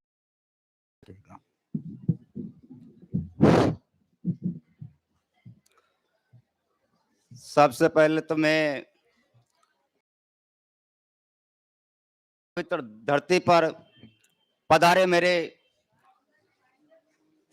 जैन समाज के सबसे बड़े आचार्य जी श्री महाश्रमण जी को मैं सादर नमन करता हूं मीणा समाज की तरफ से। प्रातः स्मरणीय, वंदनीय, पूजनीय मेरे पिता तुल्य बुजुर्गों, सभी समाज के नेतागणों, माता और बहनों, मैं ग्राम ढेकवा के कैलाश जी सरपंच, उनका छोटा भाई हूं। मैं खुद का राजस्थान आदिवासी मीणा महासभा का ब्लॉक अध्यक्ष का तहसील अध्यक्ष हूं। आचार्य जी के इस दर्शन से हम आज बहुत ही खुश हैं। पहली बार ऐसा मौका मिला कि आज हम इनके दर्शन से पूरा मीणा समाज आज लाभान्वित हो गया। मैं आज आचार्य सामने आपने जो बात मीणा समाज के लिए, हमारे समाज में जो प्रचलन चल रहा है, सबसे बिगड़ा हुआ समाज में हमारा और मेरे समाज के अंदर सबसे ज्यादा नशा मुक्ति, झूठ बोलना, सभी जो कार्य होते हैं वो मेरा समाज करता है। आज आपने बहुत अच्छा मौका दिया हमारे समाज के लिए। आज आपने हमको बहुत बड़ी बात सिखा करके हम आगे के लिए आपके इस, मैं आचार्य जी को समय का अभाव होने के कारण इतना ही कह करके मेरा स्थान। रवांजना जैन समाज की ओर से श्री सुरेश जी जैन वे भी ये रवांजना की जैन समाज की ओर से केवल 1-2 मिनट के लिए। ठीक है। शासनेश प्रभु महावीर को वंदन। आचार्य भगवान श्री महाश्रमण जी के चरणों में कोटि से वंदन। विराजित सभी संत सतियों के चरणों में कोटि से वंदन। यहाँ उपस्थित आज इस रवाजना चौड़ की इस पावन धरती पर आचार्य भगवान महाश्रमण जी का पदार्पण हुआ। इस अवसर पर पूर्व एमएलए मोतीलाल जी और यहाँ के नगर परिषद सवाई माधोपुर के चेयरमैन सहित सभी जनप्रतिनिधि, मीणा समाज के, डेकवा के, हमारे पद्दंगल जो धार्मिक पद्दंगल होते हैं वहां के पधारी सभी पार्टी, बाहर से पधारने वाले सभी महानुभावों का, माता बहनों का, युवा साथियों का, मातृशक्ति का, सभी का इस रवाजना चौड़ की धरती पर यहाँ के संघ के द्वारा हार्दिक अभिनंदन, हार्दिक स्वागत। और सभी से निवेदन है, आचार्य महाश्रमण जी जिस मिशन को लेकर और इस हिंदुस्तान में लगभग 51,000 किलोमीटर की पैदल यात्रा चल के जन जन को जगा रहे हैं, हम सब भी जागे और आपके आदेशों का अक्षर से पालन करें। इसी में हम सबकी भलाई है, इस मानव जीवन की भलाई है।